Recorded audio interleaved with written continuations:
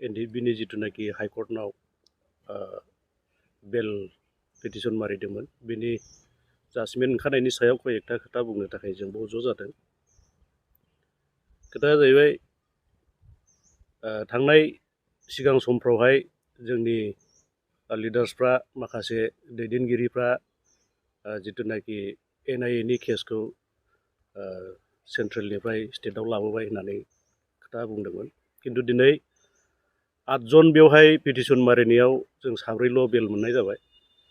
ओमफ्राय 4आ बे एनआइएफ्रा अबजेक्सन खालामनायनि खारनावहाय मोननाय जायाखिसै। बे मानि थाखाय जाखो जों मिथिस' हाला।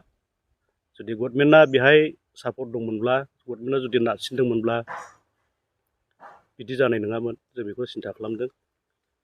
बेनि गेजेरजोंनो जों दिनैहाय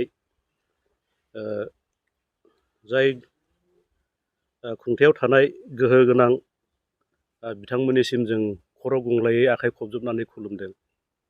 आरो जायफ्रा दाबो जेलावहाय दङ बिथांमोननि थाखाय जेन गोसो होनानै खामानि मावो बिनि थाखाय जों बिथांमोनखौ खावलायदों। उन समाव बिथांमोननि जिथुनाखि बुंनाय बाथ्राफोर बिथांमोना सान्थि सुक्ति होननानै जोंनि सायाव पाब्लिकफोरनि गेजेराव बुंबाय थादों। खिन्थु सोर साबसेया सान्थि मोनखो बेवहाय साननो गोनां। धरिलक मार्टार्स फेमिलिफोर, जेलाव थानाय फेमिलिफोर आरो बेबायदि गोबां एनडिएफबिफ्रा दिनैहाय जिथुनाखि मोननांगौ मोन्थाय बेफोरखौ मोनाखै। बेखौ नुनानैबो बिथांमोना माबोरै सान्थि जाखो होननानै बोरै बुंखो बेयाव माने जोंनि गोसोआव सोंथि फैबाय थायो आरोना।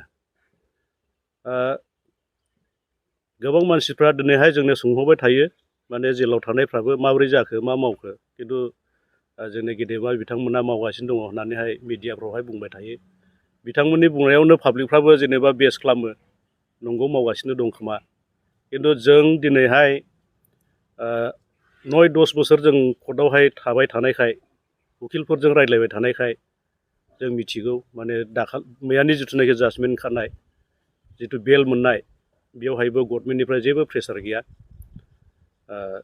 जाय जोंनि एडभकेट बिथाङा गोसो होनानै मावनानै बेखिनिखौ मोनबाय। 4आ अबजेक्सन खालामजानानै थाथ'नाय जाबाय आरो। दा जायफ्रा रिजेक्ट जाबाय दा बिथांमोना हाइकर्टनिफ्राय रिजेक्ट जाबायब्ला बिथांमोना सुप्रिम कर्टआव थांनांगौ जायो। दा सुप्रिम कर्टसिम थांनांगौब्ला जों बायदि फेमिलिनि मानसिफ्रा बोरै सुप्रिम कर्ट खारनो हागोन बे जोंनि थाखाय असम्भब। दा बिनि थाखायनो जों जोंनि खुंथायाव थानाय जाय गेदेमाफोर बिथांमोनखौ जों खावलायदों जेन इमिडियेट गोसो जायोब्ला मावनो हायैनि खोथा गैया, गयो। खिन्थु माब्रै गवाखै जों बेखौबो मिथिगौ। खिन्थु जों बेखौ दा फकास खालामनाय नङा। खारन जाय उखिलफोर बिथांमोना जोंनो एडभाइस होबाय थायो खोन्थाबाय थायो नोंसिनि लिडारफ्रा मानो उखिलफोरजों लोगो लाया आरो जिथुनाखि कर्टनि जास्टिसफोर बिथांमोनजों मानो रायज्लाया बेफोर खोथाखौहाय बुंबाय थायो। आरो एनेखि एनआइएनि मानसिजोंबो बिथांमोना लोगो लानो हानायनि केपासिटि दं, परिबेस दं। एसे एनै ओरै रायज्लायनानै मिलायनो हानायनिबो बेवहाय बेबस्था दङ, जों बेखौबो मिथिगौ। खिन्थु मानो मावनो हायाखै जोंनि माने न'खरनिफ्राय बेबायदि दुखुआ सब समाय फैबाय थायो आरोखि।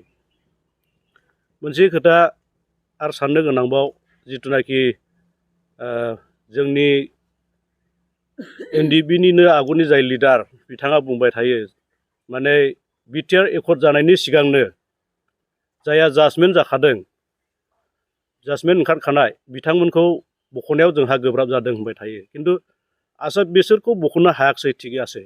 खिन्थु जायफ्रा आन्डार ट्रायेलाव दङ दासिमबो बिथांमोननि थाखाय मानो खामानि मावनो हायाखै, मानो बख'नो हायाखै, बे जोंनि थाखाय सोंथि। बेनिफ्राय बिथांमोना मा खालामनो सान्दों मा मावनो सान्दों बेखौहाय बिथांमोना जोंजों मालाबाबो रायज्लाया। खिन्थु जोंबो रोङाब्लाबो कर्टखौ जों 10 बोसोरसो थाबायबाय थानायखाय बबे समाव मा खालामनांगौ बेखौ जोंबो एसे मिथिगौ। खिन्थु जों थाङोब्ला बिथांमोना जोंखौ नेग्लेक्ट खालामो, बिदि जानानै दङ। दा बे खारनावहाय खर' गंग्लायै जों खावलायदों बिथांमोना जेन गोख्रैनो जोंनि मानसिफोरखौहाय